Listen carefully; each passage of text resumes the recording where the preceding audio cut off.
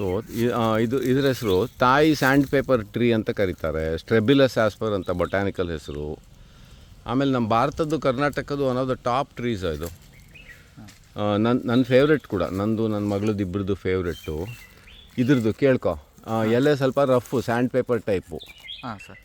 Okay, ಥಾಯ್ಲ್ಯಾಂಡಲ್ಲಿ, Thailand ಕೇಳಿದೆಯಲ್ಲ ದೇಶ, ಅಲ್ಲಿ ಅವ್ರ ರಾಜನ ಹೆಸರು ರಾಮ ಅಂತ.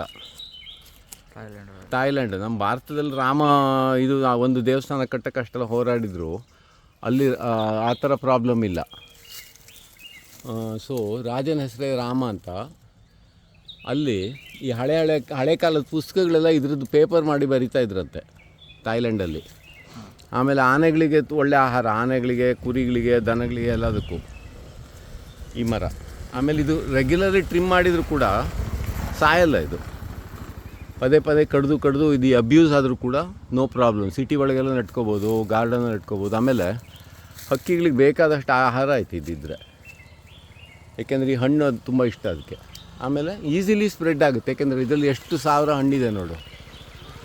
ಓಕೆ, ಸೊ ಒಂದೊಂದು ಹಣ್ಣು ಒಂದೊಂದು ಗಿಡ ಅಂತ ಇಟ್ಕೋಬೋದು. ಸೊ ಈ ಮರದ್ದು ಅಲ್ಲಿಂದ ಅಲ್ಲಿವರೆಗೂ 1,00,000 ಹಣ್ಣು ಬಿಡ್ಬೋದು ನೋಡಿ. ಅಲ್ಲಿ ತನಕ ಹೋಗಿದೆ ಅದು.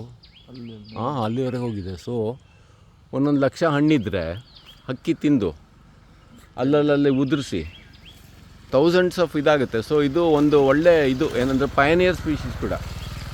ಆಲ್ಮೋಸ್ಟ್ ಥ್ರೂ ಔಟ್ ಕರ್ನಾಟಕ ಕಾಣುತ್ತೆ ಇದು. ತಮಿಳ್ನಾಡು ಬಾರ್ಡ್ರು, ಆಮೇಲೆ ಹೊಸೂರು, ಇದು ಚಿಕ್ಕಬಳ್ಳಾಪುರ, ದೊಡ್ಡಬಳ್ಳಾಪುರ, ಬೆಂಗಳೂರು ಎಲ್ಲ ಕಡೆ ಇದೆ ಇದು, ಇನ್ಕ್ಲೂಡಿಂಗ್ ದಕ್ಷಿಣ ಕನ್ನಡ. ಇದು ಸೊ ಕೋಸ್ಟ್ ಟು ಕೋಸ್ಟು ಇದು ಲಾರ್ಜೆಸ್ಟ್ ಟ್ರೀ ನಾನು ನೋಡಿರೋದು.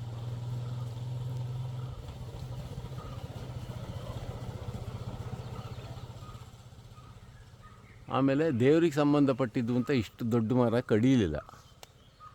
ಇದ್ರ ಕಡ್ದು ತೆಗಿತಿದ್ರು ಇದನ್ನ ಇಷ್ಟೊತ್ತಿಗೆ. ನೋಡಿ ಕಾಣುತ್ತಲ್ಲ ಅಲ್ಲಿ, ಇದು ಯಾವುದೋ ಒಂದು ಈ ಕೆರೆದು ದೇವರಾಗಿರಬೇಕು.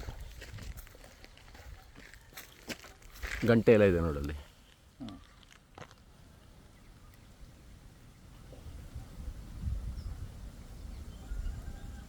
ಸೊ ಇದು ಏನೋ ದೇವರ ವನ ಅಂತ ಹೇಳ್ಬೋದು, ನಾಗವನ ಅಂತ ಹೇಳ್ಬೋದು.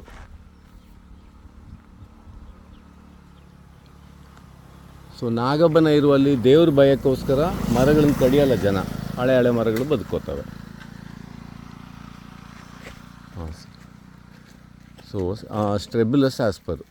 ಇನ್ನು ಅದರ ಹಣ್ಣೊಂದೆರಡು ರುಚಿ ನೋಡಿ ರಿಯಾಕ್ಷನ್ನು ಕೊಟ್ಬಿಡು ಹೆಂಗಿದೆ ಅಂತ. ನಾನು ಆ್ಯಕ್ಚುಲಿ ನಂದು ಒಂದು ರಿಯಾಕ್ಷನ್ ಮಾಡೋಣ ಅಂತ ಹೋದೆ, ಆದರೆ ಅದು ಕ್ಲಿಕ್ ಮಾಡಿದ್ದು ಸರಿಯಾಗಲಿಲ್ಲ. ಒಂಥರ ಚಪ್ಪೆ ಅಲ್ವಾ, ಆದರೆ ತಿನ್ಬೋದು, ಎಡಿಬಲ್. ಹಾಂ.